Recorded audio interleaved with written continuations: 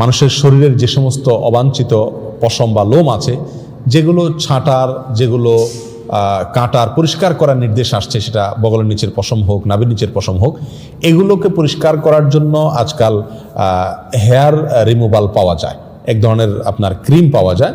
এই ক্রিমটা মাখায় দিয়ে এরপরে কিছু দিয়ে টান দিলে এগুলো পড়ে যায়।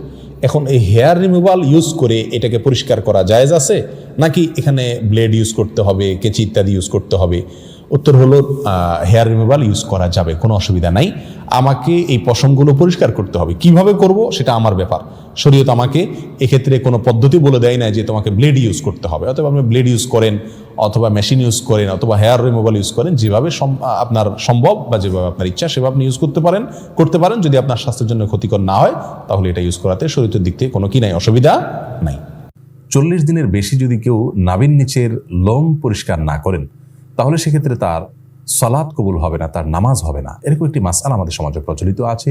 কোরআন এবং হাদিসের আলোকে এটি কতটা সঠিক আমরা সে বিষয়ে জানার চেষ্টা করব। প্রথম কথা হলো, হাত পায়ের নখ ছোট করা, গোপ ছাঁটা ছোট করা, বগল এবং নাভির নিচের পশম পরিষ্কার করা, এটাকে চেঁচে ফেলা, এটি সকল নবী রাসূলগণের প্রতি আল্লাহ রাব্বুল আলামিনের পক্ষ থেকে আরোপিত কমন একটি বিধান ছিল। সকল নবী রাসূলগণের কমন একটি সুন্নাহ ছিল। যে সুন্নাহ সকল নবী রাসূলদের জন্য প্রযোজ্য ছিল, একজন ইমানদারের জন্য সেটি অবশ্যই অনেক বেশি গুরুত্বপূর্ণ। আনাস ইবনে মালিক রাদিয়াল্লাহু তাআলা আনহু একটি হাদিস বর্ণনা করেছেন, যেটি সহিহ মুসলিমে বর্ণিত হয়েছে, সুনান নাসাঈ এবং মুসনাদ আহমদ সহ বিভিন্ন হাদিস কিতাবে বর্ণিত হয়েছে। সেখানে তিনি বলেছেন যে রাসূল আকরাম সাল্লাল্লাহু আলাইহি ওয়াসাল্লাম আমাদেরকে এই কাজগুলো করবার জন্য, অর্থাৎ হাত পায়ের নখ ছোট করা, গোপ ছোট করা, বগল এবং নাভির নিচের পশম পরিষ্কার করা, চাষা, এই কাজের জন্য তিনি আমাদেরকে সময়সীমা নির্ধারণ করে দিয়েছেন 40 দিন। অর্থাৎ 40 দিন পর্যন্ত কেউ যদি বিলম্ব করেন তাহলে সেটি জায়েজ আছে। যদিও এত বেশি বিলম্ব না করে প্রতি সপ্তাহে একবার পরিচ্ছন্ন করতে পারে সেটি উত্তম, ভালো কাজ। যত বেশি পরিষ্কার রাখা যায় এগুলো ততই ভালো। কিন্তু যদি কেউ বিলম্ব করতে চান তাহলে সেক্ষেত্রে তিনি এগুলো না চেষে না কেটে সর্বোচ্চ 40 দিন পর্যন্ত থাকতে পারবেন। 40 দিনের পর যদি তিনি না কেটে থাকেন তাহলে সেটি তার জন্য গুনাহের কারণ হবে। সে কারণে তিনি আল্লাহর কাছে পাপী হিসাবে বিবেচিত হবেন।